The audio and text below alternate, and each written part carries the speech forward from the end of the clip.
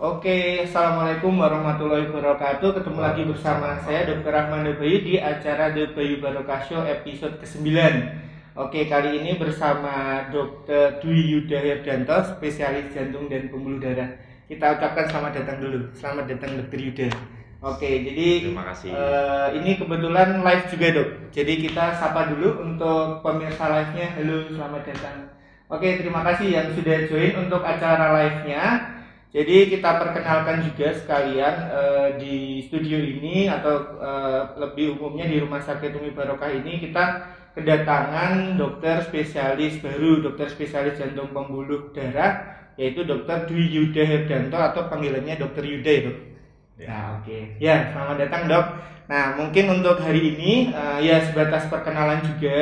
Dan supaya kita juga lebih tahu untuk perkara atau masalah-masalah dan kesehatan jantung, kita nanti nanya-nanya ke beliau terkait kesehatan jantung. Nanti ada pertanyaan juga, Dok, dari netizen atau dari pemirsa seperti itu. Oke, mungkin untuk awalan kita review dulu, Dok, sebenarnya jantung yang sehat itu yang seperti apa gitu.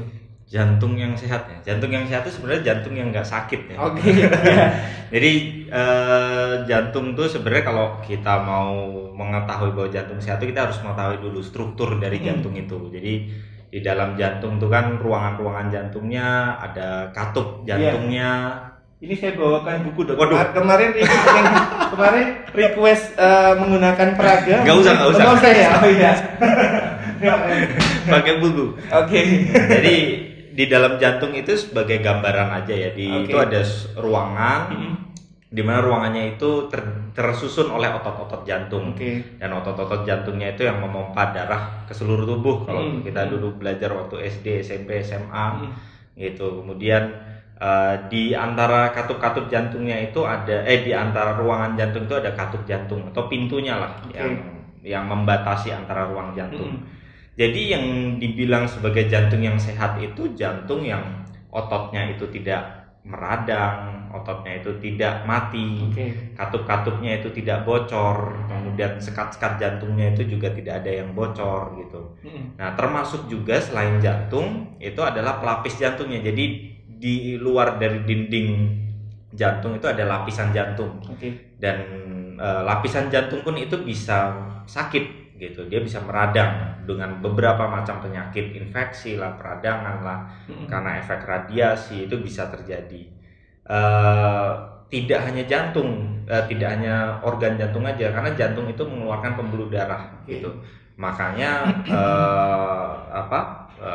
kita mempelajari sebagai seorang spesialis jantung dan pembuluh darah tidak hanya mempelajari jantung, tapi mempelajari seluruh sistem pembuluh darahnya juga, karena itu berhubungan dengan bagian jantung. Nah, jadi pembuluh darahnya ini pun bisa sakit, pembuluh darahnya itu bisa robek, pembuluh darahnya bisa menebal, bisa tersumbat gitu. Dan salah satu pembuluh darah yang sering tersumbat dan menyebabkan salah satu penyakit yang memiliki beban tertinggi di Indonesia itu adalah penyakit jantung koroner. Penyakit jantung koroner itu sebenarnya yang sakit adalah pembuluh darahnya. Pembuluh darah koroner yang memberikan aliran darah ke jantung.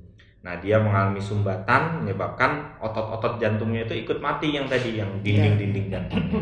Gitu. Jadi kalau jantung sehat ya semuanya harus sehat gitu. Dok. Jadi memang tadi Dokter Yuda kira-kira secara struktur yang disebutkan tadi, Dok, baik itu otot maupun katup tidak ada masalah sehingga tidak mengganggu fungsinya, termasuk dari pembuluh darah itu tadi. Betul sekali. Oke, terus kalau ya ini review dikit aja, Dok, maksudnya tadi jantung yang sehat yang tidak sakit. Nah, sekarang kalau kelainan atau penyakit yang umum mungkin pada jantung itu sebagian atau garis besarnya seperti apa, Dok? Ya, mungkin dari yang paling sering aja ya. Jadi yang paling sering yang menyebabkan orang datang ke dokter jantung itu salah satunya penyakit jantung koroner. Yang tadi itu dimana penyakit jantung koroner itu sakit dimana pembuluh darah yang memberi makan jantung. Jadi ada pembuluh darah kecil yang memberi makan jantung itu mengalami sumbatan gitu. Dia mengalami penyumbatannya bisa 50%, 70% atau bisa total. Nah, itu ketika ada sumbatan itu artinya aliran makanan yang dibutuhkan oleh jantung itu tidak didapatkan gitu, sehingga otot-otot jantungnya akan mati, tidak bisa memompa dengan baik Nah, ketika otot-otot jantung itu tidak bisa memompa dengan baik, maka bisa terjadi yang namanya gagal jantung atau jantung yang lemah, atau apa ya macam-macam istilahnya payah jantung itu juga bisa disebutkan sebagai salah satu penyakit jantung yang paling sering. 2 penyakit itu yang paling sering. Tapi nggak terbatas itu, bisa juga tadi katup bocor. Banyak katup bocor, apalagi kita di Indonesia, negara tropis, itu orang sering sekali sakit batuk pilek. Nah, dikiranya itu mungkin batuk pilek biasa, ternyata itu adalah suatu penyakit rematik. Penyakit rematik menyebabkan gangguan dari katup jantungnya. Kemudian juga bisa gangguan irama jantung. Jadi di dalam otot jantung, di ukuran jantung kita tuh kira-kira sekepal tangan kita. Gitu. Dari ukuran jantung kita ini, di dalamnya itu ada kabel listrik. Kabel listrik ini bisa mengalami korslet lah istilahnya. Sama lah kayak di rumah. Dia bisa mengalami korslet. Ketika terjadi kerusakan, itu bisa menyebabkan gangguan irama jantung. Kadang keluhannya berdebar-debar, bisa pingsan, bisa yang berbahayanya sampai meninggal dunia. Oke dok. Jadi memang kalau boleh saya simpulkan ya dok ya, memang semuanya itu bisa dihubungkan dengan kelainan struktur juga ya dok ya. Maksudnya tadi baik dari problem di pembuluh darah yang mana itu akan menyebabkan ototnya tidak berfungsi, sebenarnya untuk gangguannya di pembuluh darahnya misalnya seperti itu. Terus tadi katup dan sebagainya, walaupun sebabnya karena infeksi dan sebagainya itu ya dok ya. Terus kalau ya mungkin kalau yang pengen masyarakat tahu atau pemirsa tahu itu dari tadi yang dokter Yuda sebenarnya sudah sebutkan, itu kan problemnya atau penyakitnya. Kalau mungkin gambaran keluhan atau gejalanya seperti apa dok? Ya, jadi keluhan, kita balik lagi. Jadi sebenarnya keluhan dari penyakit jantung itu bervariasi. Ya, tapi kita yang paling sering dulu. Yang paling sering itu namanya penyakit jantung koroner. Keluhannya itu yang paling sering dirasakan adalah nyeri dada. Nah, nyeri dadanya itu di mana? Biasanya dirasakan itu di dada tengah, agak ke kiri, agak kiri dikit. Rasanya seperti apa? Seperti ditindih. Ditindih, ada yang bilang seperti ditindih gajah, ada yang seperti ditindih beban berat, ada yang seperti dihimpit gitu. Intinya rasanya berat gitu. Bukan yang seperti ditusuk-tusuk, bukan yang tajam gitu. Kemudian dia bisa menyebar, menembus ke belakang, bisa ke lengan kiri atau bahkan ada ke lengan kanan, ke perut gitu. Yang kadang sering disalahartikan seperti wah ini sakit mah biasa. Ini nyeri ulu hati. Kita sering nyeri ulu hati, perutnya perih gitu. Tapi ternyata itu bisa menjadi suatu gejala dari serangan jantung. Gitu. Keluhan-keluhan pada penyakit yang lain juga bisa, yang paling sering misalnya pada pasien yang dengan payah jantung, lemah jantung atau gagal jantung, itu adalah sesak nafas, gampang capek. Itu biasanya kita patokannya adalah orang kalau mulai aktivitas fisik gitu, jalan lebih dari 200 meter dia udah ngos-ngosan, atau naik tangga jalan biasa satu lantai gitu dia ngos-ngosan, itu udah menjadi suatu kewaspadaan. Artinya ini ada masalah nih di badannya gitu. Jadi ini harus dicari apakah itu masalahnya karena jantung atau karena kurang olahraga aja gitu. Ya mungkin untuk gejala utamanya itu ya dok ya, kaitannya dengan nyeri dada atau nyeri jantung tadi yang bisa menjalar-jalar juga, atau yang kaitannya dengan payah jantung atau gagal jantung yang gejalanya lebih ke sesak, mudah capek kalau berjalan atau naik tangga, kira-kira seperti itu.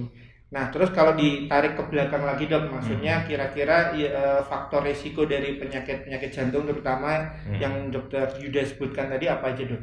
Ya, jadi secara umum faktor risiko dari penyakit jantung yang sering dibahas itu adalah penyakit jantung koroner. Ya, jadi faktor risikonya itu yang paling utama adalah merokok. Jadi merokok udah kita ketahui semua bahwa dia itu berbahaya lah. Bahkan udah jelas kan di dalam bungkusnya itu udah jelas digambarkan ya dok. Udah dikasih gambar, udah dikasih penjelasan gitu. Jadi memang ini merupakan musuh utama dari penyakit jantung. Selama masih ada rokok, penyakit jantung tidak akan pernah hilang di dunia ini. Gitu.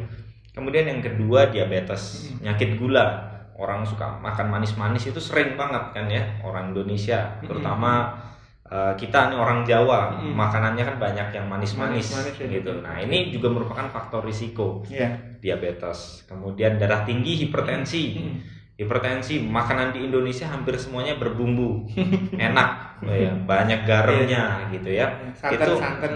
Itu juga bisa meningkatkan risiko hipertensi, dan hipertensi itu juga merupakan salah satu faktor risiko penyakit jantung. Kemudian juga ada kolesterol, ya makan goreng-gorengan gitu. Kemudian ya semuanya itu menyebabkan obesitas. Obesitas itu juga merupakan faktor risiko dari penyakit jantung.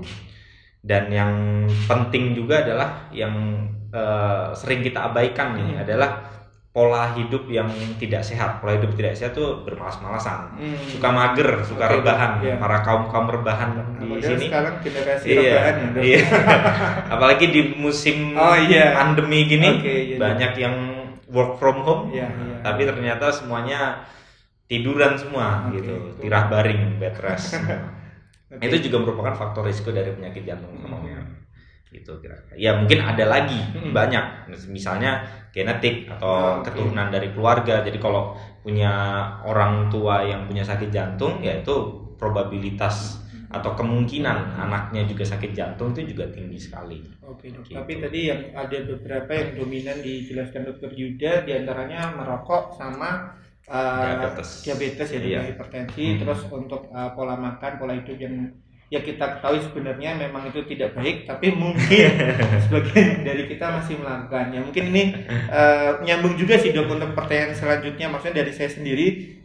Berarti kapan seseorang itu sudah harus aware gitu dengan kesehatan jantungnya gitu maksudnya? Sebenarnya penyakit jantung itu sebenarnya sudah bisa terjadi dari dalam perut ibu hamil. Jadi dari dalam kandungan sampai usia tua, penyakit jantung itu selalu ada membayangi lah istilahnya. Cuman jenisnya aja yang berbeda gitu. Mungkin kalau pada ibu hamil, pada bayi yang di dalam ibu hamil, atau pada anak yang baru lahir, anak-anak itu masalahnya biasanya masalah penyakit jantung bawaan. Nah, penyakit jantung bawaan itu bisa macam-macam, bisa sekatnya bocor, bisa pembuluh darahnya terbalik, bisa bentuk jantungnya berubah, itu bisa terjadi. Jadi anak-anak yang terutama yang lahir dengan adanya penyulit itu juga harus waspada, atau anak-anak yang gagal tumbuh kembang dengan baik, atau anak yang sakit-sakitan, sering panas, batuk berulang, itu juga merupakan satu tanda-tanda yang harus dievaluasi. Apakah kira-kira anak ini ada masalah penyakit jantung bawaan atau enggak gitu. Jadi ya tadi sering panas batuk berulang, atau anaknya itu gagal tumbuh gitu, misalnya beratnya sulit naik gitu, menyusu ASI-nya terputus-putus gitu, atau ada masalah waktu saat persalinan, itu juga merupakan salah satu risiko kemungkinan anaknya ini ada penyakit jantung gitu. Nah, beranjak yang lebih dewasa, kalau usia-usia produktif, itu biasanya masalahnya usia-usia 20-30 tahun itu biasanya masalah infeksi. Kita tahu anak-anak di Indonesia, negara tropis, sering panas batuk.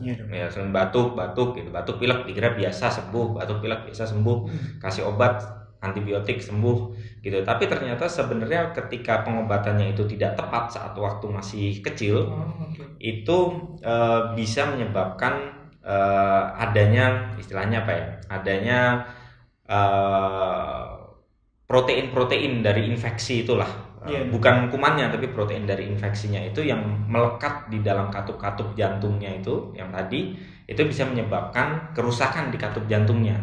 Nah, itu dampaknya biasanya setelah 10-20 tahun kemudian dia bisa mengalami yang namanya penyakit jantung katup rematik gitu. Nah, itu usia-usia produktif biasanya 20-30 tahun gitu.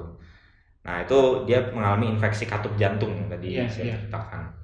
Nah, nanti semakin tua lagi di usia di atas 30 tahun. Dulu kita bilangnya di atas 40 tahun gitu.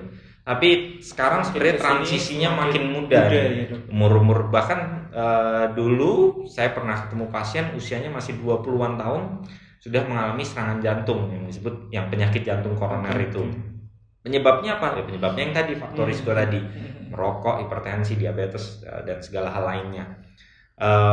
Di usia-usia di atas 30 tahun inilah yang mungkin yang harus orang-orang sudah mulai aware, gitu. Terlepas dari yang penyakit yang tadi anak atau yang remaja. Tapi di usia 30 tahun ini kita harus mulai aware terhadap apa yang kita lakukan selama hidup 30 tahun ini. Gitu. Jadi selama 30 tahun ini sering makan fast food, sering minum manis-manis, sering merokok gitu. Nah, ini dampaknya bisa mulai paling sering terjadi di usia 30 tahun gitu. Jadi pembuluh darahnya itu udah mulai plaknya udah mulai terbentuk gitu. Nah, itu ketika plaknya pecah atau plaknya menyumbat itu bisa menyebabkan serangan jantung koroner. Nah, makanya di usia-usia 30 tahun kita harus waspada, jangan anggap enteng ada keluhan, aduh kok ini saya nggak pernah sakit mah kok tiba-tiba usia ini kok saya punya sakit mah nih gitu. Nah, itu bisa menjadi sebuah alarm bahwa mungkin ini bukan sakit mah sebenarnya gitu, mungkin masalah yang lain, mungkin masalah jantung gitu. Jadi kira-kira patokannya di usia 30 ke atas lah ini yang kita harus hati-hati. Iya dok. Ya jadi memang kalau tadi batasan karena bukan serta-merta maksudnya Dokter Yuda menyampaikan usia 30 tahun ke atas itu minimal kita memang harus sudah aware. Ya setidaknya dengan perilaku terus dihubungkan tadi dengan keluhan-keluhan yang sebelumnya nggak pernah dirasakan, mungkin tidak terlalu dirasa sehingga diabaikan. Padahal itu sebenarnya alarm-alarm yang bisa saja itu merupakan kondisi-kondisi yang bermasalah pada jantung gitu ya. Tapi tadi saya ingin menggarisbawahi juga mungkin yang tadi bahkan untuk anak-anak ya dok ya, mungkin bayi yang pada kondisi tertentu itu disebutkan Dokter Yuda tadi misalnya tumbuh kembangnya kok lambat atau tidak kurang terganggu. Terus sering ada infeksi juga misalnya seperti panas berulang. Terus tadi pada bayi pada menyusui itu kok sering terputus seperti itu. Nah, itu mungkin sebagai orang tua juga harus aware sehingga perlu dilakukan screening gitu ya. Iya, betul sekali. Oke, terus kalau dihubungkan dengan screening dok, maksudnya tadi kan kalau masyarakat atau kita sudah mulai aware di usianya masing-masing ya, maksudnya untuk 30 tahun atau untuk yang anak tadi, itu screeningnya sebagai gambaran gimana dok masing-masing dok? Ya, jadi dari screening untuk pemeriksaan sakit jantung itu ya memang tadi ya sama ya. Kita bagikan aja untuk yang anak-anak. Jadi untuk pasien anak-anak yang punya kemungkinan risiko penyakit jantung bawaan dengan keluhan-keluhan yang tadi, nah itu mungkin harus di screening juga. Jadi dengan pemeriksaan yang namanya USG jantung atau yang kita kenal sebagai namanya ekokardiografi. Itu jadi pemeriksaan ekokardiografi ini bisa dilakukan oleh dokter jantung dimanapun di Indonesia pada pasien-pasien anak. Nah, ini tujuannya untuk kira-kira mengevaluasi kira-kira keluhan yang dirasakan oleh anak itu, apakah dia anak yang tadi keluhannya sulit tumbuh kembang, gagal misalnya menyusuinya sering terputus-putus, atau keluhan biru tadi belum saya sebutkan, anaknya kok tampak biru gitu. Itu juga merupakan salah satu tanda-tanda bahwa ada penyakit jantung yang bisa di screening dari USG jantung. Dari USG jantung ini kita bisa lihat anatomi jantung yang tadi awal saya jelaskan. Kita bisa lihat struktur jantung yang bermasalah apa.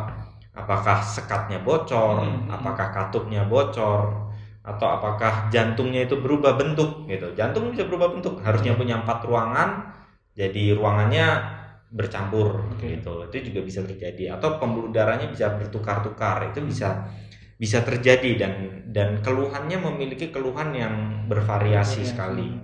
Itu salah satu screening pada anak-anak.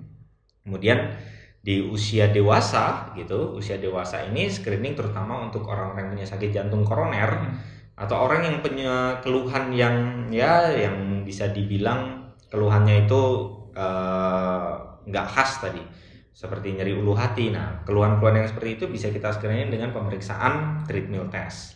Treadmill test itu sebenarnya sama seperti treadmill yang dimiliki oleh semua orang di rumah misalnya punya alat olahraga gitu. Cuman alatnya itu terdesain khusus, ada sistem komputernya untuk mengatur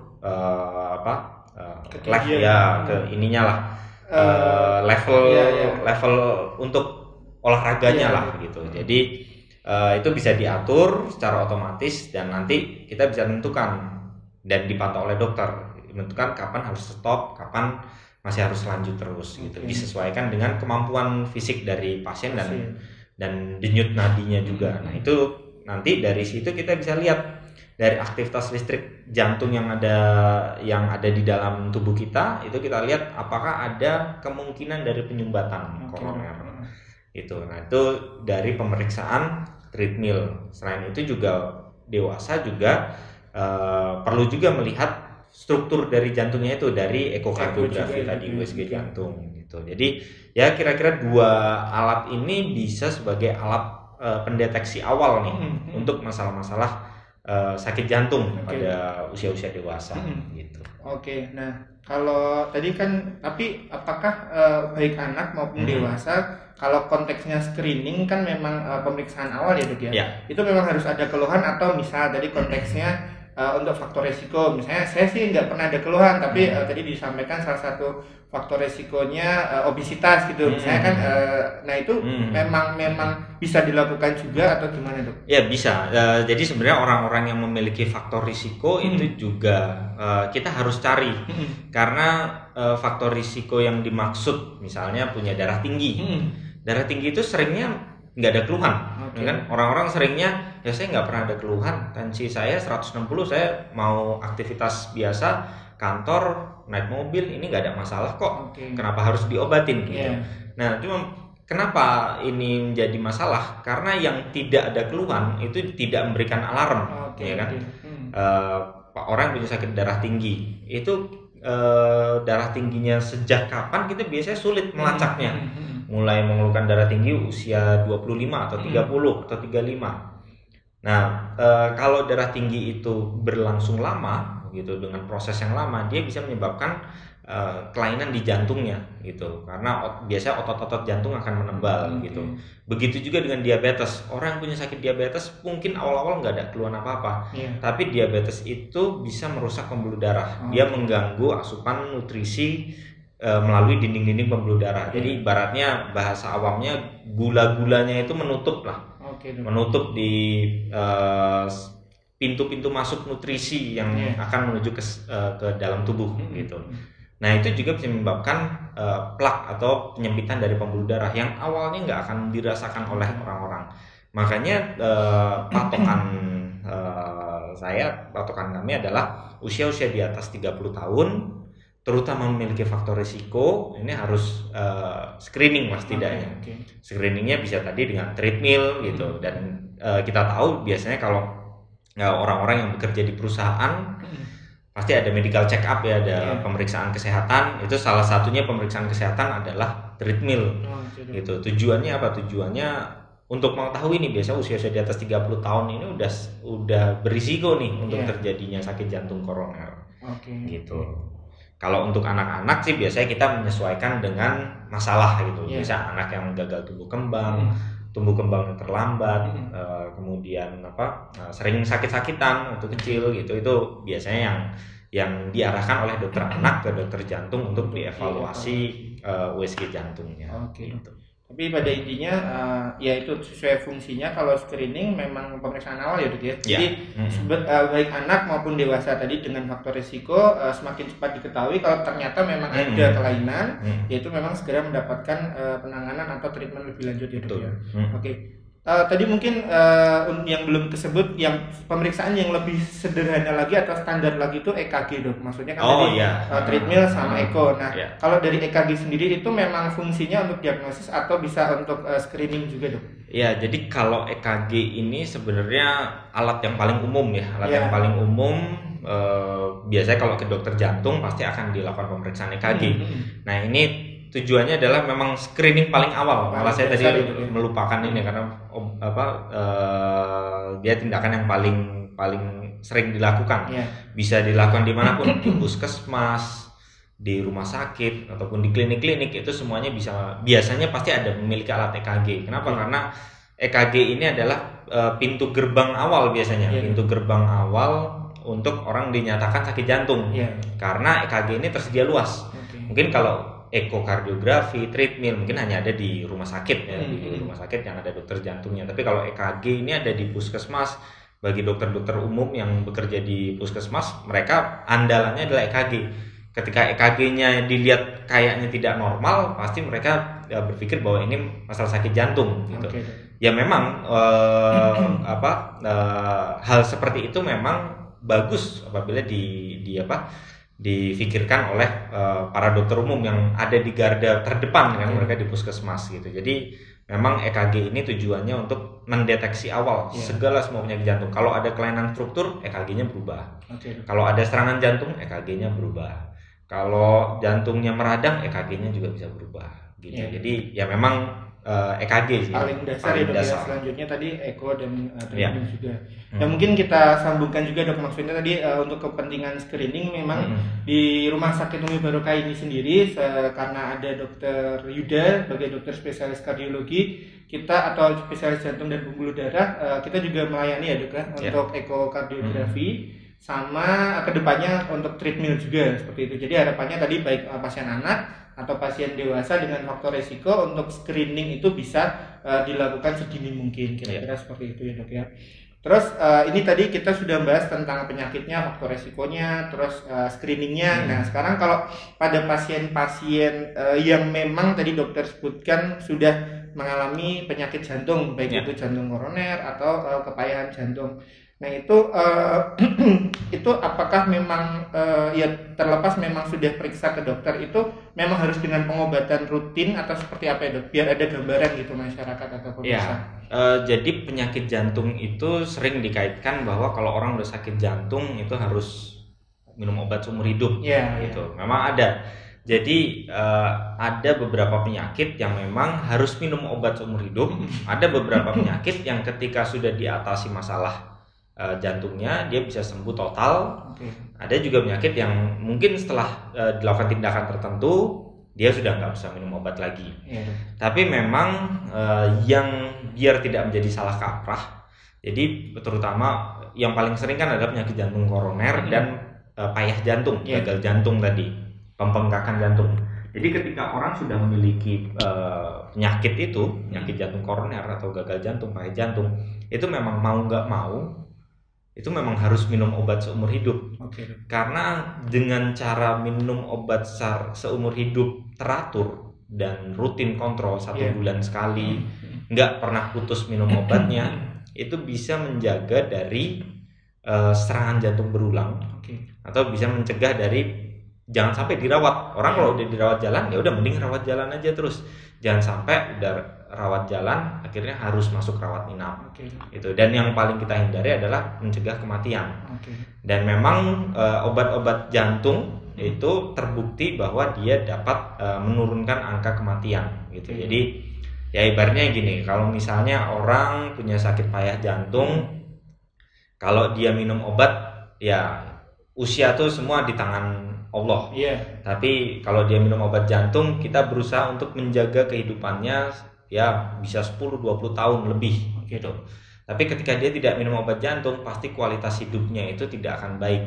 Pasiennya sering bolak-balik masuk rawat inap gitu. Nggak enak gitu. Ya itu penyebabnya kenapa? Penyebabnya karena tidak kontrol aja, penyebabnya karena tidak rutin minum obat gitu. Ya selain itu memang ada penyakit-penyakit yang ya kalau sudah disembuhkan ya udah sembuh gitu. Misalnya ada penyakit-penyakit irama jantung. Jantungnya ada yang korslet atau ada istilahnya kabel listrik di dalam jantung ada tambahan. Nah, ketika itu sudah dibersihkan, disetrum atau diablasi istilah kita, ya udah masalahnya sudah hilang, nggak ada masalah lagi dan nggak usah minum obat dan udah selesai gitu. Tapi mayoritas orang Indonesia itu sakitnya kan jantung koroner dan payah jantung. Nah ini memang mau nggak mau, suka nggak suka memang harus minum obat. Karena dengan minum obat seumur hidup, dengan menjaga minum obat dan menjaga pola hidup sehat, itu bisa memperbaiki quality of life-nya atau memperbaiki kualitas hidupnya. Ya memang ya sesuai ini ya dok ya, maksudnya sesuai kondisinya memang. Pada beberapa kondisi yang memang kebanyakan pasien di Indonesia untuk jantung koroner atau payah jantung, kalau memang sudah terdiagnosis seperti itu diharapkan atau baiknya rutin ya dok ya untuk pengobatan, baik kontrol maupun minum obat dan tentunya menjaga pola hidup sehat. Tapi pada beberapa kondisi yaitu tadi itu memang tidak tidak yang rutin gitu ya, tapi memang kebanyakan seperti itu. Dan yaitu sekalian ini ya Dok, mengedukasi juga bahwa supaya tidak sampai ke sana ya sedini mungkin ada screening dan sebagainya. Kalau memang ternyata kok ada masalah ya memang nanti dikonsultasikan lebih lanjut. Tapi kalau tidak ada masalah ya itu kan yaitu ternyata tidak ada masalah, yaitu nggak perlu minum obat, nggak perlu treatment. Ya alhamdulillah. Alhamdulillah nggak perlu kontrol rutin juga. Oke. Ya mungkin kalau dari pertanyaan tadi kita udah bahas itu, kita mulai ke ini ya Dok ya, pertanyaan dari pemirsa. Tadi dari netizen. Ya, dari netizen. Jadi kemarin kita sudah mengumpulkan pertanyaan juga dari story, mungkin nanti bisa kita tanyakan ke teman-teman admin untuk pertanyaannya. Oke, itu itu dari Etria Yustifi Dok. Apakah masuk angin juga indikasi dari penyakit jantung? Oh mungkin gini Dok, itu masuk angin. Saya coba terjemahkan. Maksudnya kalau bayangan saya sih ini karena banyak salah kaprahnya gitu Dok. Jadi pada beberapa kasus di setting masyarakat itu kondisi-kondisi tertentu itu banyak yang tidak tahu bahwa itu serangan jantung, tapi dari keluarganya mungkin itu taunya masuk angin sehingga ditreatment dengan keroan dan sebagainya. Nah, sehingga itu akan memperlama masa dibawa ke UGD dan dapat penanganan lebih lanjut. Nah itu bentuk edukasi dari Dokter Yuda seperti apa Dok? Ya jadi itu memang sering banget kasus terjadi orang masuk angin. Awalnya tuh kalau kita lihat pasien-pasien yang beberapa lah pasien-pasien yang pada akhirnya terkena serangan jantung, gitu. Terkena serangan jantung dipasang ring gitu. Itu waktu kita temuin di rumah sakit di IGD itu biasa udah ada keroannya, gitu. Udah ada keroannya di belakang, gitu, di depan, gitu. Jadi mereka pasien itu sudah merasakan keluhan, mungkin keluhannya udah 3 jam 4 jam yang lalu keroan, tapi kok udah dikeroin kok nggak hilang-hilang, yang sering disalah terjemahkan oleh masuk angin. Nah memang ya itu yang saya bilang, penyakit jantung ini dia bisa bergejalanya itu bisa bervariasi. Kalau gejalanya itu nyeri dada, itu orang pasti kan udah waduh, ya kan udah khas sekali ya. Khas, waduh dadaku sakit, tahu bahwa jantung itu ada di dalam dada gitu. Jadi dia biasanya orang seperti ini pasti akan langsung datang ke IGD. Tapi ada yang perasaan keluhannya kayak lemes, capek gitu. Perut, tapi sambil capek kok perutnya perih. Apa belum makan nih? Makan dulu deh. Habis makan kok makin gak enak, karena dengan kita makan kita meningkatkan beban kerja jantung. Habis makan gak enak.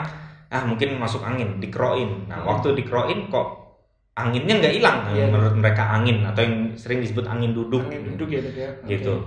Ketika duduk rasanya kok banyak angin gitu kan. Nah, orang-orang yang seperti ini yang harus lebih mawas diri, harus lebih hati-hati. Jadi kalau misalnya punya keluhan nggak enak badan gitu, apalagi usia-usia udah di atas 30 tahun, punya faktor risiko, mending cari aman dulu. Cari aman adalah langsung ke rumah sakit terdekat atau ke puskesmas lah.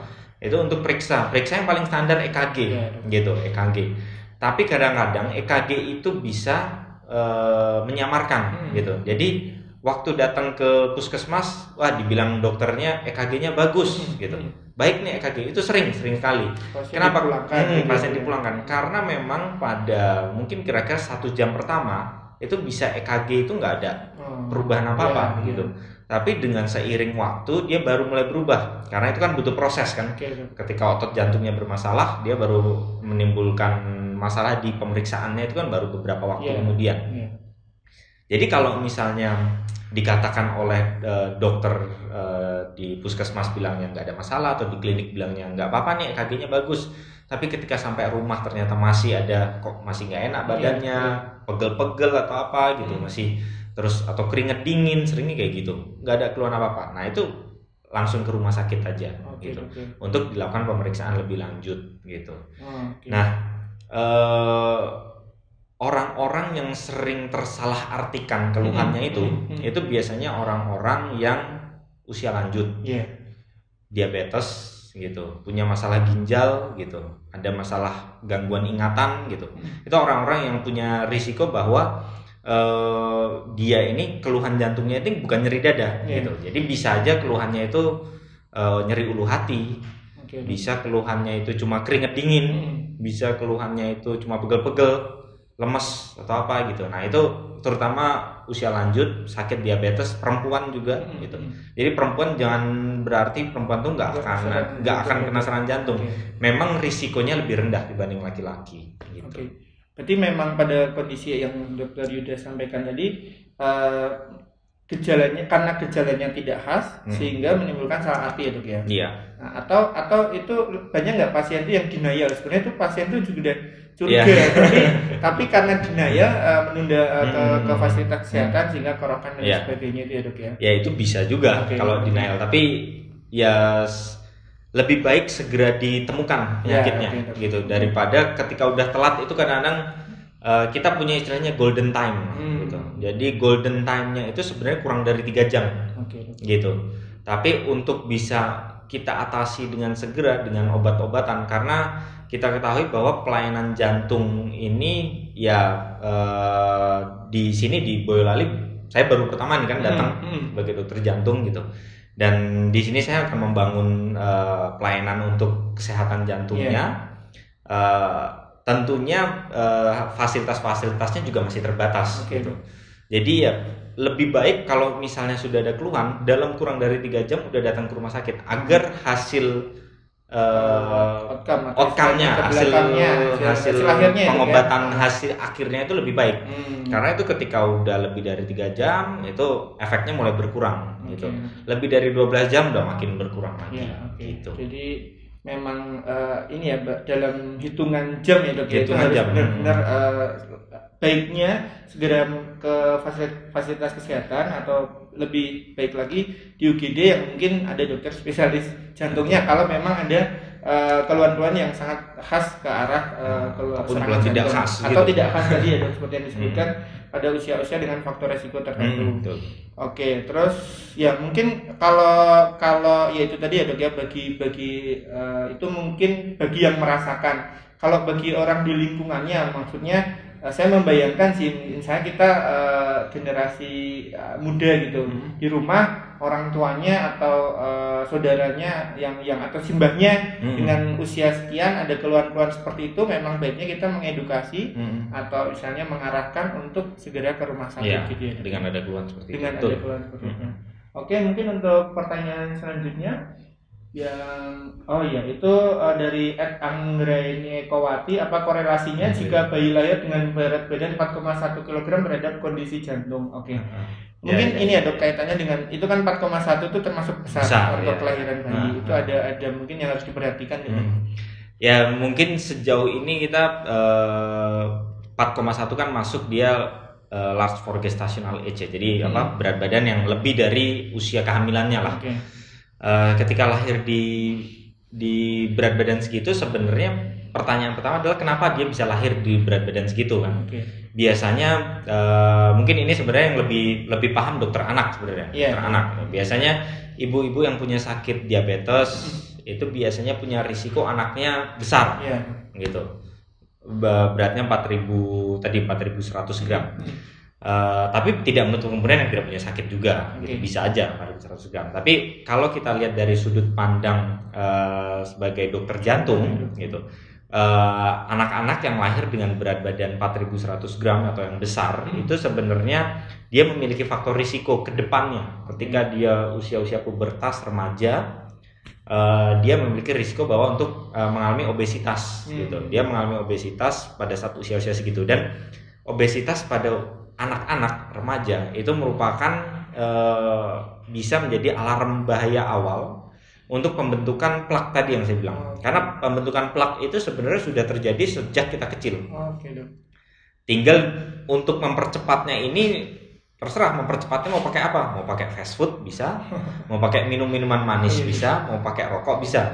Nah, biasanya kalau dia anaknya lahirnya bayinya besar, terus ada faktor risiko seperti itu, ya bukan tidak menutup kemungkinan, walaupun kita tidak pernah tahu, di usia-usia muda 20-an, 30-an anaknya bisa kena sakit jantung koroner. Pasien itu bisa kena sakit jantung koroner ketika usia dewasa. Tapi gimana cara untuk mencegah ya? Cara mencegahnya sebenarnya dengan menjaga pola makannya gitu. Jadi ada kok yang berat lahirnya besar, tapi terus waktu pas seiring dia dewasa dia bisa mengatur pola makannya. Atau misalnya yang punya genetik lah, misal orang tuanya gemuk, biasanya kan pasti anaknya juga ada kecenderungan untuk gemuk. Nah ini juga sebenarnya bisa dicegah dengan dia mengatur pola makan aja, gitu. Olahraga dan pola makan. Ya. Itu kalau konteksnya resiko kedepannya dok ya. Kalau dalam tadi pertanyaan tadi secara terhadap sakit jantung bawaan. Ya maksudnya kan data yang kita dapatkan sebatas itu ya dok ya. Maksudnya kita tadi dokter Yuda menyampaikan kita nggak tahu riwayat orang tuanya seperti apa atau lahir segitu di umur usia kehamilan berapa, sehingga dengan data seperti itu memang perlu screening atau sebatas nanti tetap harus ke dokter anak kalau memang ada arahan untuk screening ya nanti harus di screening. Misalnya kalau anak-anak yang paling sering kita jumpai, kalau anak-anak yang punya sakit jantung bawaan biasanya berat badan lahirnya cenderung kurang. Oh malah kurang. Cenderung kurang, ada masalah penyulit waktu pas persalinan, waktu pas melahirkan, itu apakah anaknya sesak nafas, distres nafasnya cepat gitu. Itu yang paling sering ditemukan. Tapi kalau misalnya yang berat badannya lahirnya bagus ya ini ya bukan bagus sih, over gitu, 4100, tapi kan bukan yang kurang. Itu biasanya sih kemungkinan besar untuk masalah struktur jantungnya nggak ada masalah. Tetapi memang itu harus dilihat seiring jangka panjangnya, karena ada juga yang berat lahirnya besar tapi ada sekat jantung yang bocor gitu. Tapi sekat jantung bocornya mungkin tidak menyebabkan masalah yang menyebabkan saat persalinannya itu bermasalah anaknya gitu. Jadi nanti yang punya berat badan lahir baik normal ataupun berat badan lahirnya berlebih itu tetap harus dipantau tumbuh kembangnya gitu. Kira-kira tumbuh kembangnya ada yang terlambat nggak? Berjalan, berdiri, bicara, kemudian atau misalnya berat badannya sulit naik, kalau minum ASI sering terputus-putus gitu. Nah itu alarm awal buat para orang tua bahwa anaknya ini perlu dievaluasi nih masalah jantungnya. Gitu. Berarti memang ya karena kan di sini juga ada dokter spesialis anak dan memang banyak pasien anak ya dok ya. Kalau memang itu memang butuh kolaborasi juga ya. Jadi memang dari dokter spesialis anaknya kan memantau tumbuh kembangnya dalam fase-fase itu. Kalau memang dirasa perlu dikonsultasikan atau diperiksa lebih lanjut, nanti akan dikonsultasikan ke dokter Yuda untuk ranah jantungnya, sehingga perlu diperiksa lebih lanjut atau tidak gitu ya dok ya. Oke, untuk pertanyaan selanjutnya. Untuk dari @tantowi4563 mau tanya dok, apakah pengobatan rutin pada pasien jantung dapat berpengaruh ke ginjal dok? Kan memang pasien-pasien punya sakit jantung harus minum obat rutin ya seumur hidup gitu. Yang mereka pikirkan pasti ketakutannya adalah mempengaruhi ginjal enggak gitu. Nah ini sebenarnya ada salah kaprah. Ketika pasiennya ini dalam kondisi yang baik, kondisi baik nih, jadi belum jatuh ke kondisi terminal atau kondisi yang paling buruk. Kondisi yang baik, kita kasih obat-obatan, tubuh kita ini justru mengkompensasinya dengan baik, bahwa obat-obatan itu justru memproteksi jantung. Nah, yang sering bikin masalah ginjal itu sebenarnya bukan karena obat-obatnya, tapi karena jantungnya itu tidak diatasi dengan baik gitu. Jadi orang punya sakit jantung ketika pompanya ini bermasalah, kita ibaratkan jantung itu pompa. Pompa air, dia memompa darah. Nah, ketika pompanya ini bermasalah, airnya itu akan seret kan, akan seret ke ginjal. Jadi aliran darah yang ke ginjal itu akan berkurang. Nah, ketika aliran darah itu berkurang ke ginjal, itu bisa merusak ginjalnya. Nah, itu yang sering menyebabkan gangguan ginjal pada pasien-pasien sakit jantung gitu. Nah, ketika pasien-pasien yang sudah mengalami gangguan ginjal seperti ini, ada beberapa obat-obatan tertentu yang tidak bisa kita berikan lagi pada pasien ini. Jadi kita harus ngasih obat lini keduanya lah, obat alternatifnya, obat lainnya. Nah, itu mungkin efektivitasnya tidak sebaik obat yang lini pertama. Karena memang obat lini pertama ini bagusnya kalau pasiennya ginjalnya masih bagus gitu. Nah itu ada beberapa perubahan yang harus dilakukan oleh dokter dan memang harus dikonsultasikan oleh dokter lebih lanjut. Gitu. Jadi memang tahapan untuk memulai pengobatan itu sangat penting ya, sangat penting. Ketika itu sejak awal kondisi tubuh yang lainnya termasuk organ ginjal juga masih baik. Nah itu sehingga harapannya jangan malah salah kaprah ya dok ya. Karena kondisi ginjal itu sendiri bisa jadi karena rangkaian problem di jantung tadi ya dok ya. Jadi jangan takut untuk minum obat rutin. Kalau dokter jantungnya udah bilang minum obat rutin, ya minum obat rutin. Nanti biasanya per 3 bulan atau per 1 bulan tergantung lah ininya. Itu kita evaluasi laboratoriumnya. Jadi pasti sudah disesuaikan dengan kondisinya. Maksudnya termasuk tadi dokter Yuda menyampaikan kalau memang ada problem di ginjal, nanti pasti akan disesuaikan gitu ya dok. Jadi jangan salah kaprah sehingga menimbulkan ketakutan. Betul.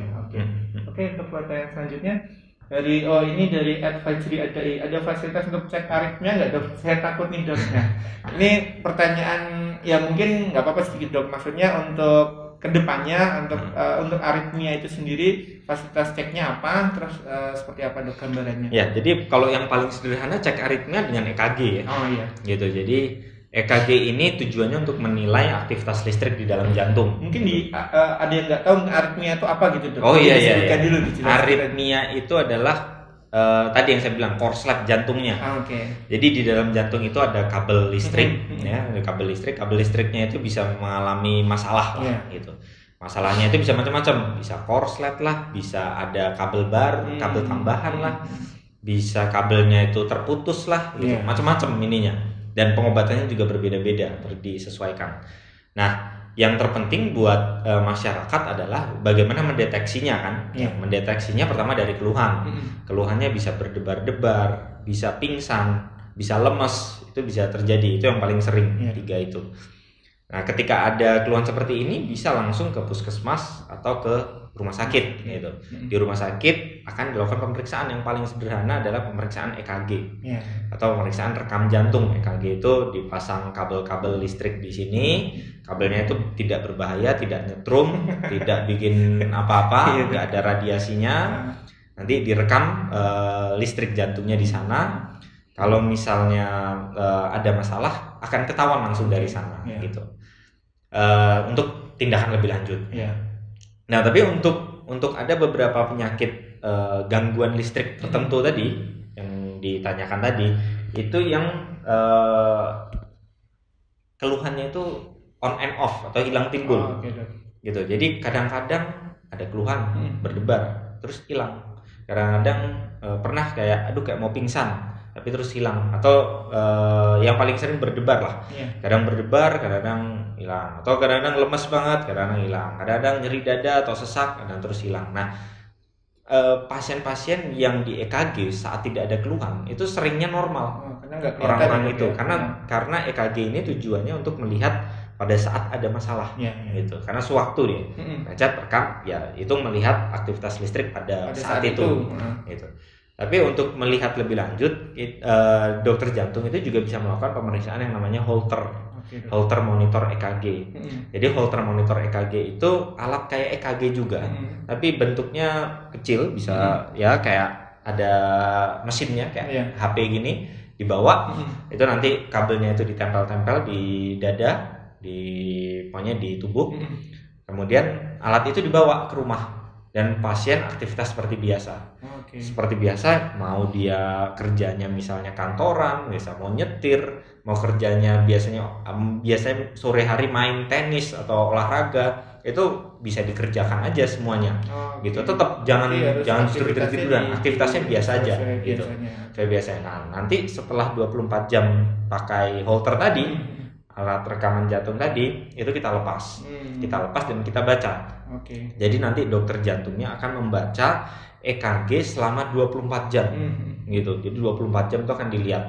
Nah, kalau misalnya nggak ketemu, itu bisa dinaikin 3 hari, bisa dinaikin 7 hari gitu. Jadi dan ada pemeriksaan lain yang bisa dipasang jangka panjang 6 bulan sampai 1 tahun itu juga ada. Gitu. Tapi yang memang sering dilakukan adalah biasanya kurang dari 7 hari lah. Gitu, yang pemeriksaan Holter tadi. Gitu. Ya. Jadi itu untuk gambaran aja untuk pemeriksaan aritmia ya dok ya. Dengan tujuan tadi supaya kalau pas timbul tenggelam, pas timbul karena dalam 24 jam tetap ke capture gitu ya dok ya. Ya makanya kalau pas lagi ada keluhan langsung aja ke rumah sakit. Oh siap dok. Gitu. Jadi biar kita saat itu, aduh ini ada keluhan, langsung di EKG. Ya. Gitu. Kalau untuk Holter ya moga-moga di Rumah Sakit Umum Barokah kedepannya bisa juga ada ya. Iya, amin. Amin. Siap, terima kasih. Untuk selanjutnya mungkin pertanyaannya yang bawah ya. Oh ya, yang dari Mbak Zahra KN, olahraga kardio itu maksudnya bagaimana ya dok? Yang seperti apa? Ya, oke, terima kasih. Jadi mungkin banyak ya dok ya. Kita kan nyebutnya olahraga kardio. Karena kalau kita kan kadang kardio itu jantung gitu sebenarnya. Nah itu kalau apakah itu memang istilah yang berhubungan atau enggak gitu sebenarnya? Ya jadi sebenarnya olahraga kardio itu untuk menyederhanakannya itu adalah olahraga yang aerobik gitu. Aerobik itu bisa macam-macam. Bisa senam aerobik itu juga merupakan olahraga kardio. Bisa juga jogging atau lari, kan banyak sekarang tren kan lari gitu. Kemudian yang juga paling sering juga adalah sepeda gitu. 3 itu yang menurut saya yang paling mudah dilakukan dimanapun. Senam bisa dilakukan di rumah gitu, lari bisa di sekitar rumah komplek, atau sepedaan juga bisa di sekitar rumah. Nah 3 olahraga ini yang kita anjurkan baik pada orang yang sehat ataupun orang yang punya sakit jantung gitu. Jadi jangan takut orang yang punya sakit jantung terus nggak mau olahraga. Banyak kayak gitu. Jadi misalnya udah pernah sakit jantung, udah saya nggak bisa ngapa-ngapain nih, saya udah pasrah, putus asa gitu. Nah itu jangan pernah putus asa. Jadi kalau justru orang-orang yang punya sakit jantung itu kalau dia olahraga itu bisa memberikan efek pengobatan yang lebih baik lagi dibanding dia nggak olahraga gitu. Nah yang paling penting kita bedakan, ini kan olahraganya jenisnya sama nih buat orang sehat sama orang sakit jantung. Yang paling penting adalah porsinya gitu. Porsinya ini sebenarnya sama. Untuk menjaga kebugaran itu minimal kita lakukan selama 150 menit dalam 1 minggu.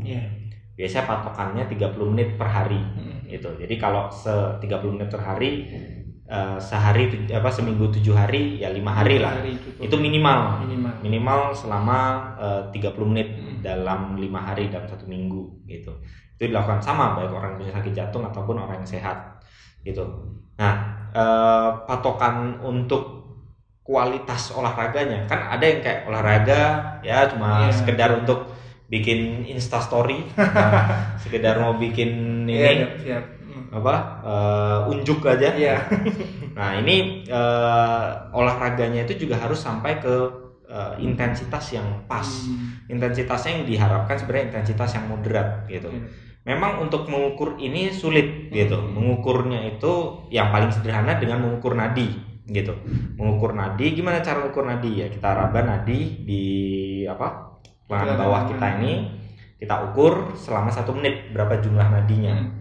Nah itu ada cara untuk mengukur berapa sih targetnya. Targetnya itu kira-kira untuk olahraga mungkin 60-70% dari target maksimal nadi kita. Nah gimana cara mengukur target maksimal nadi? Target maksimal nadi itu caranya gampang, tinggal 220 dikurangin usia gitu. Jadi contoh misalnya saya usia 20 tahun, misal nih saya usianya 20 tahun gitu. Berarti target maksimal heart rate-nya, maksimum heart rate-nya adalah 200 kan, 200 kurangi 20. 220 kurangi 20. 220 kurangi 20 kan 200 ya kan. 200 dikali dengan 60-70%. Nah, berarti sekitar 120 sampai 140. Nah, jadi ketika olahraga sebisa mungkin targetnya mencapai di 120 sampai 140. Tapi itu kan agak sulit ya. Kadang-kadang ngukur nadi sulit walaupun memang sekarang udah canggih. Ada jam, smartwatch-nya tuh udah makin keren-keren lah. Udah ngukur zona-zonanya, udah macam-macam. Nah, kalau yang nggak punya gimana? Terus nggak mau olahraga, jangan. Yang nggak punya justru kita pantaunya gini aja. Kalau dia olahraga, misalnya bareng nih, kita berdua olahraga, kita waktu jogging kita masih bisa ngobrol santai, berarti olahraganya belum optimal.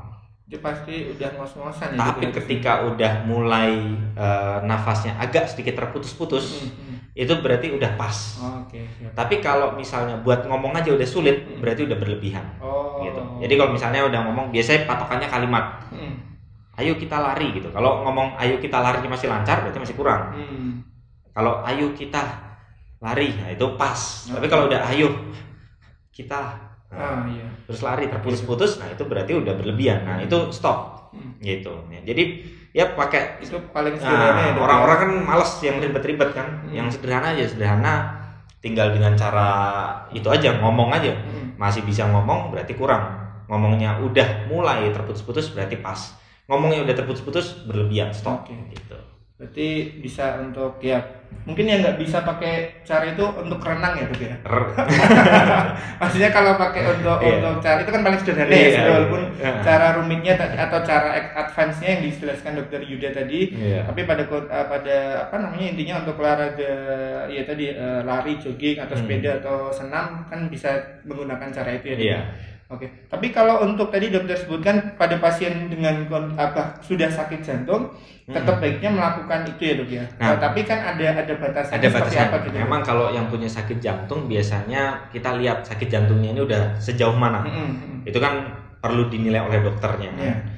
Itu biasanya kapasitas kemampuan fisiknya itu bisa kita nilai dengan treadmill. Gitu. Jadi dokter jantung yang punya alat treadmill itu nggak hanya digunakan untuk mendiagnosis sakit jantung koroner yang tadi, tapi bisa juga untuk melihat kapasitas fisiknya nih sejauh mana. Nah kalau kapasitas fisiknya masih lemah, masih belum mampu gitu, atau bahkan untuk treadmill aja belum bisa, biasanya kita olahraganya itu sangat intensitasnya sangat rendah sekali. Biasanya targetnya itu cuma 40%-an dari maksimum nadi tadi gitu. Jadi ininya dibedakan lah. Jadi antara orang yang sehat yang tadi, orang yang punya sakit jantung, yaitu kita sesuaikan dengan resep latihannya dokter jantung. Berarti tapi kalau pada pasien jantung nanti memang akan ada ya istilahnya resep atau indikasi. Jadi biasanya resepnya misal kayak gini, Bapak satu minggu olahraga 3-5 kali ya. Setiap olahraga, nanti olahraganya selama 30 menit, targetnya dalam 30 menit itu mencapai jalan 1 kilo. Jadi 1,6 kilo atau 2 kilo gitu. Biasanya udah dikasih patokan, sudah diresepkan sedetail itu gitu. Itu tujuannya selain sebagai menjaga kebugaran, itu juga obat buat pasien yang sakit jantung. Iya, supaya pengobatan rutinnya lebih maksimal juga ya. Oke, terima kasih dok. Untuk pertanyaan selanjutnya, Elisha Caca. Pertolongan pertama yang dapat diberikan saat ada keluarga mengalami serangan jantung. Itu mungkin ya ini konteksnya ya masyarakat ketika kan kadang ada ya mungkin tahu itu serangan jantung terus harus gimana gitu dok. Ya ini perlu juga kita luruskan juga ya. Sebagai dokter jantung, saya juga sering melihat tuh broadcast WhatsApp, broadcast cara mengatasi serangan jantung, menepuk-nepuk bahu, batuk-batuk keras, pukul-pukul dada gitu. Itu cara yang menyesatkan gitu. Jadi masyarakat juga harus tahu bagaimana cara untuk mengatasi serangan jantung. Mungkin kalau orang-orang yang belum pernah sakit jantung ada keluhan yang tadi seperti demikian, caranya adalah segera dibawa ke rumah sakit. Itu udah jelas. Tapi kalau misalnya orang-orang yang sudah punya riwayat sakit jantung, terutama sakit jantung koroner nih, aduh kok lagi jalan, misalnya jalan-jalan nih, misalnya masa pandemi udah selesai, jalan-jalan ke mall, waktu jalan ke mall tiba-tiba nyeri dada. Sebisa mungkin selalu siapkan obat, ada obat bawah lidah, kan disebut isosorbit dinitrat, obat bawah lidah lah. Itu simpen di dompet. Kalau misalnya ada keluhan seperti itu dikasih. Biasanya sambil duduk tenang, relax. Jadi justru jangan panik gitu. Karena ketika panik tubuh kita akan semakin memberikan beban buat jantung gitu. Jadi harus relax, tenang, minum obat yang bawah lidah tadi. Kalau memang dia punya sakit jantung koroner. Ditunggu 5 menit. Kalau misalnya memang tidak respon, bisa kita kasih lagi sambil langsung dibawa ke rumah sakit. gitu. Artinya ketika dikasih obat bawah lidah ini tidak respon dalam 5 menit, waktunya cuma 5 menit, nggak lama-lama gitu. Dalam 5 menit nggak respon, itu berarti masalahnya ini lebih berat. Jadi gitu. respon itu maksudnya berkurang nyerinya. Berkurang nyeri, hilang. Bukannya berkurang, biasanya hilang nyerinya. Kalau berkurang itu berarti masih ada masalah. Gitu. Terus diulang sambil dibawa ke rumah sakit. Gitu.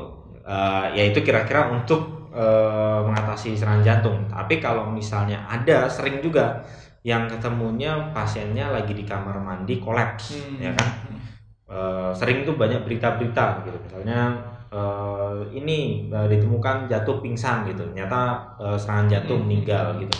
Nah, kalau ketika kita menemukan sebagai masyarakat menemukan pasien yang tidak sadarkan diri, memang sebenarnya kita sedang berusaha untuk mencoba mengajarkan ke masyarakat juga bagaimana cara menolong. Itu yang disebut sebagai resusitasi jantung. Gitu. Resusitasi jantung mungkin pernah lihat di videonya yang dipompa dengan ini. Dengan tangan, kemudian diberikan nafas buatan gitu. Nah, untuk orang awam nggak usah, kadang kan takut nih ngasih nafas buatan gitu. Apalagi musim kondisi seperti ini ada corona gini, lihat orang, waduh, ditolong nggak? Nah, tetap yang paling pertama kita harus jaga diri dulu, proteksi diri, pakai masker, pakai apa. Nah, itu kita tolong dengan cara di pijat jantung. Pijat jantungnya itu dilakukan seterusnya, sambil kan ada beberapa orang kan, yang orang lainnya minta tolong bantuan, telepon puskesmas biar datang ambulans, telepon rumah sakit biar ditolong dengan dokter. Mungkin menyiapkan transport ya, menyiapkan transport gitu. Jadi karena nggak mungkin juga kalau udah kolaps gitu dibiarkan. Nah, jadi setidaknya satu orang menolong dengan pijat jantung tadi, bisa dilihat di video-video atau bisa sambil satu orang lagi menyiapkan ke rumah sakit. Gitu. Ya mungkin itu sebagai gambaran ya dok, karena tadi kalau dokter Yuda sih menggarisbawahi untuk kondisi pasien-pasien yang mungkin pernah serangan jantung harusnya udah ready bersedia, harus siap untuk tadi obat yang disebutkan, dan itu pun kalau tidak hilang harus diulang dan dibawa segera ke rumah sakit atau ke IGD. Pada kondisi-kondisi yang bahkan bukan maksudnya di tempat umum gitu ya, rasanya memang harus ada yang tahu, dan yang penting jangan panik dan jangan melakukan hal-hal yang memang disampaikan dokter Yuda tadi itu sesat gitu, misalnya kayak menepuk-nepuk tadi itu, atau paling aman ya pokoknya dibawa ke rumah sakit dan untuk upaya penyelamatan sambil dilakukan pijat jantung gitu. Itu berlaku juga untuk di rumah, misalnya ada keluarga yang semoga tidak, tapi kalau ada serangan jantung dilakukan pijat jantung, terus dibawa ke rumah sakit secepatnya. Oke, untuk pertanyaan selanjutnya. Ini pencegahan agar dari Arya, pencegahan agar tidak terkena serangan jantung. Mungkin tadi sebenarnya secara umum sudah dibahas ya dok ya. Cuman monggo kalau misalnya ada pertanyaan seperti itu secara umum seperti apa dok? Ya sebenarnya sama yang tadi dijelaskan di awal. Jadi pencegahan agar tidak terkena serangan jantung adalah ya menghindari faktor risiko dari penyakit jantung. Ya mungkin pertanyaan tadi berkaitan dengan penyakit jantung koroner. Jadi ya tadi yang pertama jangan merokok, hindari diabetes dengan cara menghindari makan yang manis-manis. Ya mungkin bolehlah dikit-dikit gitu, tapi jangan dijadikan budaya, jangan sering-sering minum gula. Kalau nggak perlu minum gula, minum air putih aja. Kemudian hindari hipertensi dengan mengurangi asupan garam gitu. Makan garam itu biasa kita batasin garam. Kemudian mencegah obesitas, kegemukan gitu, dan aktivitas fisik dengan cara ya tadi olahraga. Ya kira-kira itu sudah cara yang paripurna untuk mengatasi atau untuk mencegah dari penyakit jantung koroner gitu. Walaupun ya mungkin kita pernah sering dengar juga ada orang yang nggak ada semuanya. Orang yang kurus, orang yang nggak merokok, orang yang nggak diabetes, orang yang nggak darah tinggi gitu, tapi kena serangan jantung koroner. Kenapa bisa terjadi ya? Itu mungkin ada faktor lain. Faktor lain apa yang tidak bisa kita hindari adalah faktor genetik atau faktor yang udah dibawa nih dari orang tua gitu. Orang tuanya punya riwayat sakit, ya kebetulan ini jadi kena gitu. Jadi benar bahwa penyakit jantung itu ada faktor genetiknya juga. Ada faktor genetiknya. Oke. Kalau ini Dok mungkin belum kesebut juga tadi kan, kalau rokok emang sudah benar-benar itu, bahkan Dokter Yuda menyampaikan faktor resiko utama sehingga harus dihindari untuk supaya tidak terkena. Kalau kopi gimana Dok? Maksudnya kan sekarang kan sangat membudaya untuk minum kopi. Iya. Kalau kopi sebenarnya nggak ada masalah ya. Kopi yang menjadi masalah bukan kopinya tapi gulanya. Oke Dok. Gitu. Jadi kopi itu bahkan dianggap sebagai faktor protektif bagi jantung gitu. Dia baiklah, baik jantungnya atau pembuluh darahnya. Tapi yang bikin jadi masalah adalah asupan gulanya. Karena kadang-kadang ya kopi-kopi kekinian sekarang nggak mungkin kopinya tanpa gula. Ya ada sih. Gitu. Tapi biasanya orang-orang sukanya ya pasti ada gula, dan gulanya itu pasti over. Dalam satu kali asupan minum kopi itu aja udah gulanya udah melebihi dari 100% kebutuhan maksimal kebutuhan hariannya. Gitu. Terus tapi kalau kan kadang ada minum kopi itu berdebar-debar, itu gimana Dok? Maksudnya emang efeknya, tapi tadi disampaikan protektif, itu gimana Dok? Iya, ada efek. Memang kadang ada beberapa pasien yang berdebar-debar, dan kafein itu kan komponen kafein atau kopi itu juga bisa mencetuskan dari penyakit irama jantung. Ada beberapa tapi itu hanya yang punya kerentanan aja. Nggak semua orang bisa mengalami keluhan seperti itu. Jadi yang konteks di sini adalah konteks yang gangguan irama jantung yang menyebabkan berdebar-debar. Tapi untuk konteks koroner, untuk yang penyakit jantung koroner ini justru dia memiliki efek yang proteksi. Jadi kalau misalnya orang-orang yang ya nggak ada kecenderungan berdebar-debar minum kopi, atau punya kecenderungan pernah riwayat berdebar-debar yang cepat banget, biasa lebih dari 160 kali per menit sampai 180. Nah ini orang-orangnya ini ya sebenarnya nggak ada masalah minum kopi selama dia asupan gulanya dibatasin atau tanpa gula. Gitu. Yang jadi masalah juga kadang maksudnya masyarakat minumnya kopi sambil ngerokok gitu ya. Masalah juga jadi. Temennya ya karena pada dasarnya kopi sendiri tidak masalah kecuali terlalu asupan gulanya tadi mungkin kalau dari pertanyaan kalau pertanyaan udah habis Dok. Jadi tadi kita sudah membahas banyak hal juga, termasuk pertanyaan-pertanyaan baik dari Instastory maupun tadi saat live juga. Sebelum kita akhiri, mungkin kalau dari Dokter Yuda sendiri tadi kan sebenarnya udah lengkap ya Dok ya, mulai dari tadi jantung yang baik itu seperti apa, terus faktor resiko penyakit jantung dan macam-macamnya.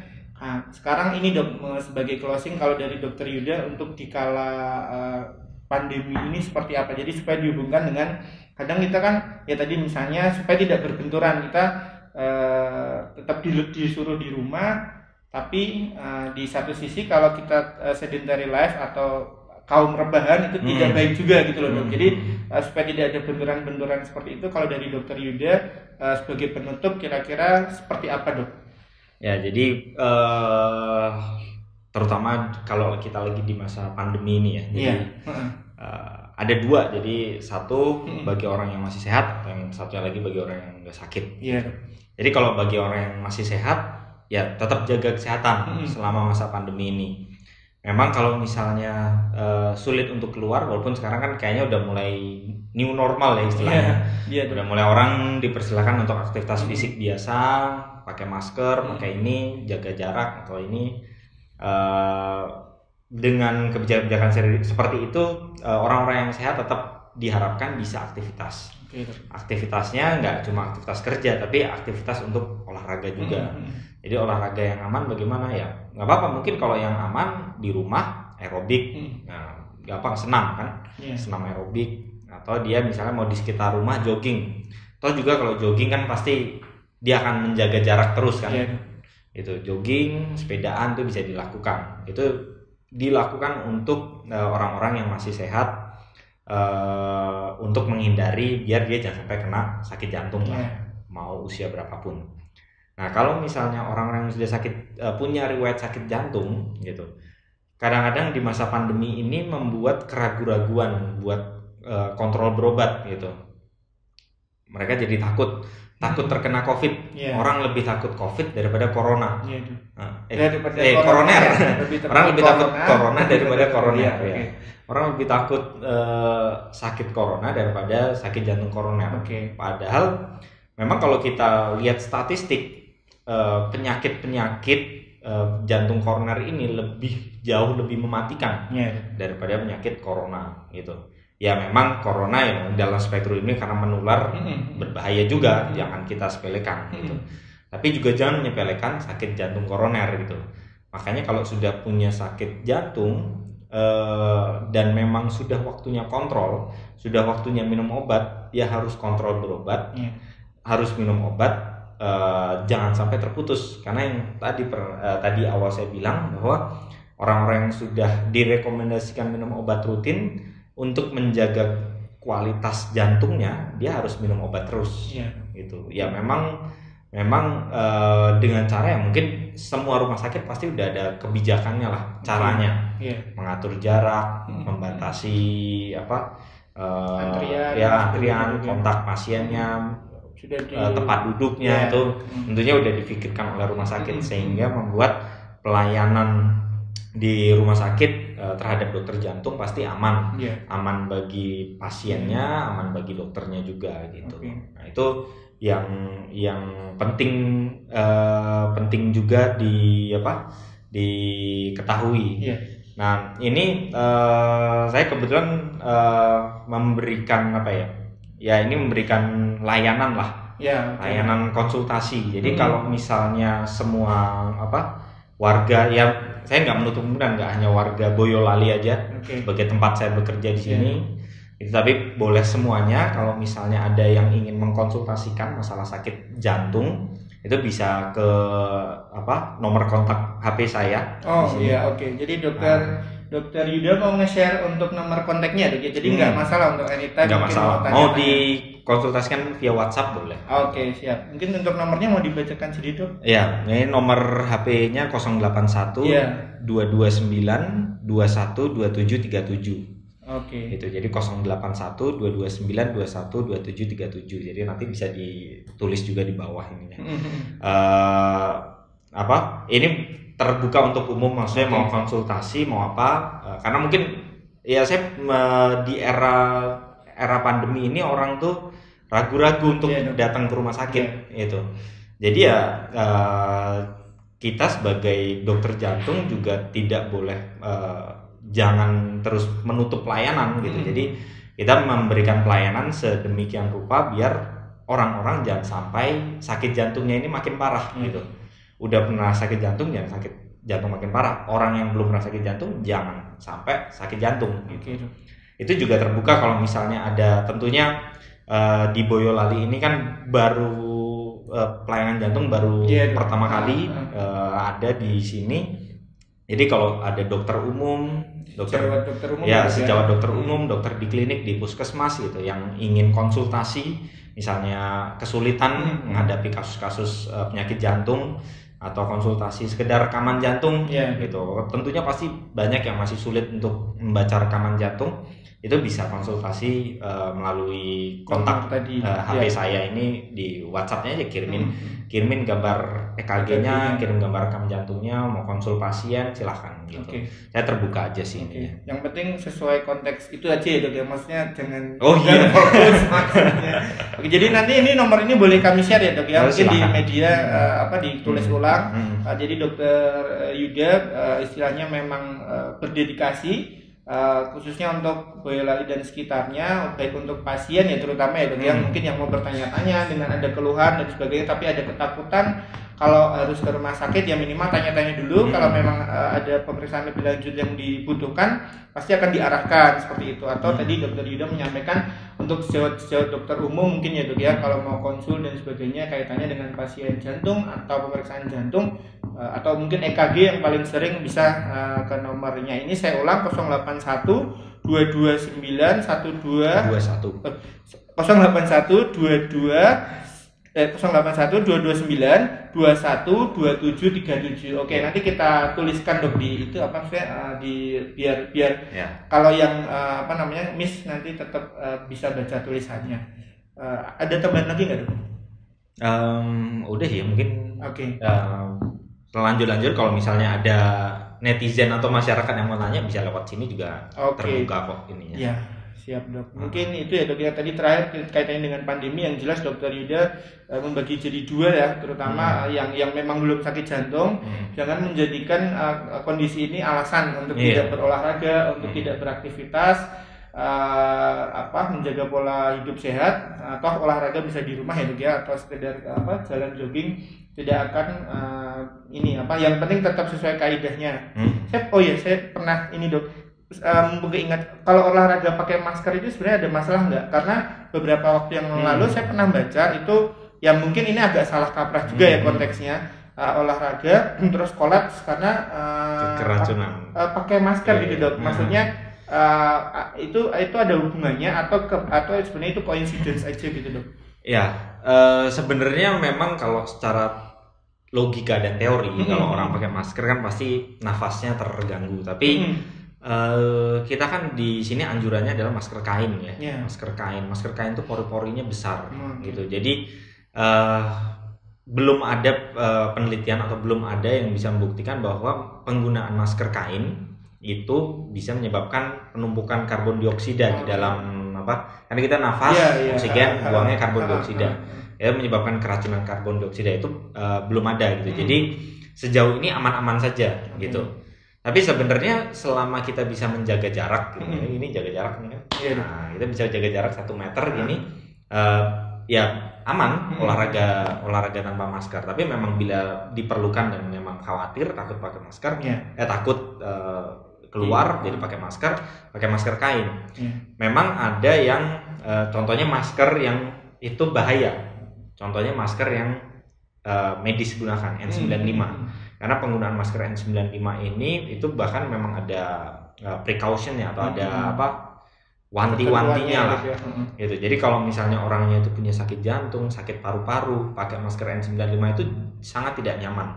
Dia memang bisa kolaps gitu karena pertukaran udaranya nggak enak di dalam maskernya itu. Nah tapi kan kita nggak mungkin olahraga pakai masker N95 gitu. Nanti ngelarisin ini.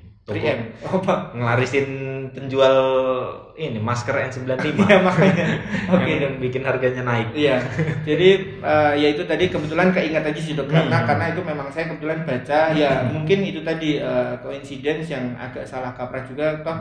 Ya ini by evidence ya itu belum ada dok yang untuk menghubungkan ke sana, sehingga itu tadi kalau memang dirasa tidak nyaman sebenarnya asal tidak tetap jaga jarak. Mungkin kalau olahraganya di kerumunan ya itu mungkin memang itu juga harus dihindari. Tapi kalau cuma di sekeliling rumah dan mungkin di jalan-jalan itu kan sebenarnya tidak terlalu berdekatan, sebenarnya nggak pakai masker apa. Tapi kalau memang takut pakai masker pun sebenarnya masker kain tuh secara teori dan ini tidak akan masalah.